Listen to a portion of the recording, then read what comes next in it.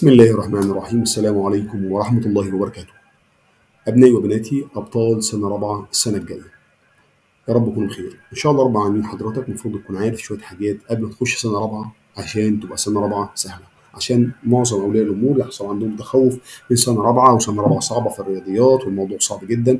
لا، هو الموضوع سهل جدا حضرتك، بس مطالب من حضرتك اعرف لابنك حاجة قبل ما يخش سنة رابعة ويكون عارفها كويس جدا عشان يبقى الموضوع بالنسبة له سهل، ما يحسش فيه فرق كتير لما يخش سنة رابعة. يعرف أول حاجة واحد الأعداد حتى مئات الألوف، يعرف يقراهم، يعرف يقرأ العدد كويس جدا، يعرف القيمة المكانية، يعرف قيمة الرقم. تاني حاجة نتكلم عنها الأعداد العربية والأعداد الهندية، هيعرف الفرق بين الأعداد العربية والأعداد الهندية، يعرف الفرق بينهم هما الاتنين، ويعرف الكلام بالتفصيل إن شاء الله خلال الشرح.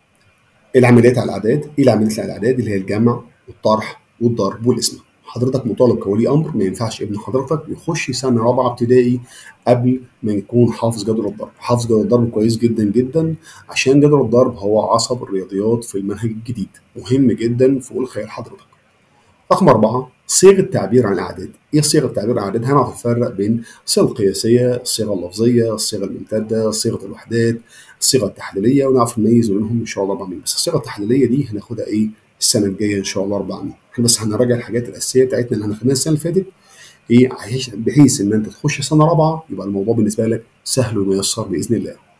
بعد كده حضرتك الأطوال والوحدات، تعرف الفرق بين الأطوال حضرتك ووحدات القياس بتاعتك، نعرف نميز كل واحدة فيهم. رقم 6 محيط ومساحة الأشكال. محيط تعرف ازاي محيط الشكل تجيبه، ومحيط ايه ومساحته تجيبها ازاي. السنة الجاية إن شاء الله 4 في سنة رابعة يعني هنتكلم حضرتك هنتكلم عن محيط المربع ومحيط ومساحة المربع، ونتكلم عن محيط المستطيل، ونتكلم عن مساحة المستطيل، وناخد أسئلة متنوعة عنهم. بس حضرتك لازم تعرف الأساسيات ازاي تعرف المحيط ومساحة الأشكال، عشان هنطبق برضو الكلام ده السنة الجاية، بس ايه توسع شوية. بعد كده قراءة الساعة، تقريبا احنا كل سنة بناخد ايه قراءة الساعة من سنة أولى ابتدائي، فالموضوع إن شاء الله ما يكونش الموضوع صعب بالنسبة لك. بعد كده عندك المضاعفات. المضاعفات برضو والعوامل تقريبا كل سنة بناخدهم من سنة أولى، بس الموضوع بيوسع شوية. إن شاء الله رب العالمين يكون الموضوع سهل وتكون سنة سعيدة عليكم، وكل سنة وأنتم طيبين.